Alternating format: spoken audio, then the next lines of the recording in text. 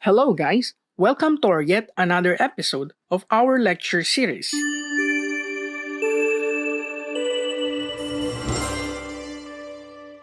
In today's episode, we are going to talk about victims of violent behavior. In this presentation, we are going to introduce, define, know the condition's etiology, manifestations, treatment therapies, and ethical legal considerations. Without further ado, let's get into it. Violence has probably always been part of human experience. Its impact can be seen in various forms, in all parts of the world. Each year, more than 1 million people lose their lives, and many more suffer from non-fatal injuries as a result of self-inflicted, interpersonal, or collective violence. Overall, violence is among the leading causes of death worldwide for people aged 15 to 44 years. As defined, violence is an act of physical force that causes or is intended to cause harm. The damage inflicted by violence may be physical, psychological, or both. Violence may be distinguished from aggression, a more general type of hostile behavior that may be physical, verbal, or passive in nature. Studies have also looked at brain abnormalities and violent behavior. Neuropsychological deficits in memory, attention, and language, which sometimes follow limbic system damage, have been found to be common in children who exhibit violent or aggressive behavior. There is increasing interest in the role played by biological factors in violent behavior. However, most researchers believe it is an interaction of biological, developmental, and environmental factors that is important. Violence is an extreme form of aggression such as assault, rape, or murder. Violence has many causes, including frustration, exposure to violent media, violence in their home or neighborhood, and a tendency to see other people's actions as hostile even when they are not.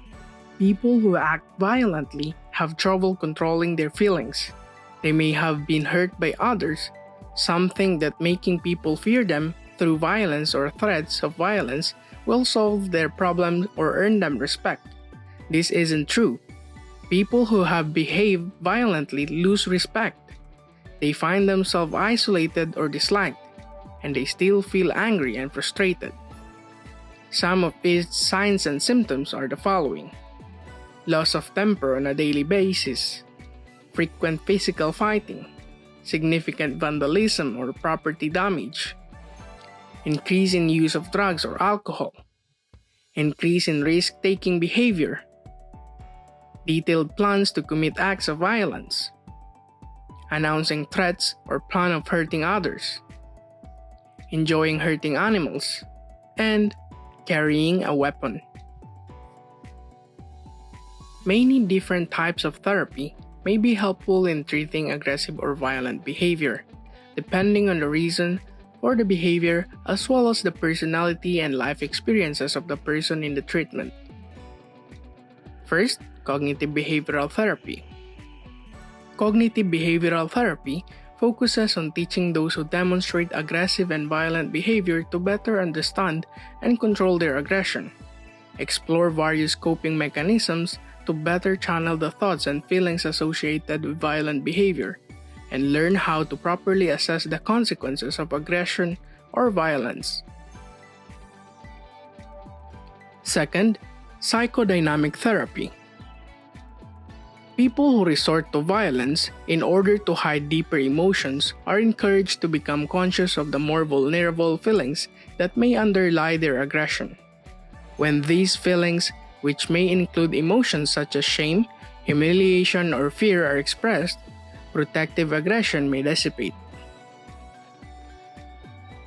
Now, as to the community-based approach and ethical legal consideration, in our country, the Philippines, in our Constitution, we have what we call Republic Act No. 9262.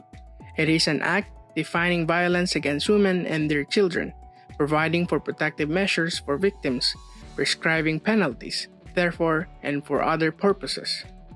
As used in this act, violence against women and their children refers to any act or series of acts committed by any person against a woman who is his wife, former wife, or against a woman with whom the person has or had a sexual or dating relationship, or with whom he has a common child, or against her child whether legitimate or illegitimate, within or without the family abode, which result in or is likely to result in physical, sexual, psychological harm or suffering, or economic abuse including threats of battery, assault, coercion, harassment, or arbitrary deprivation of liberty.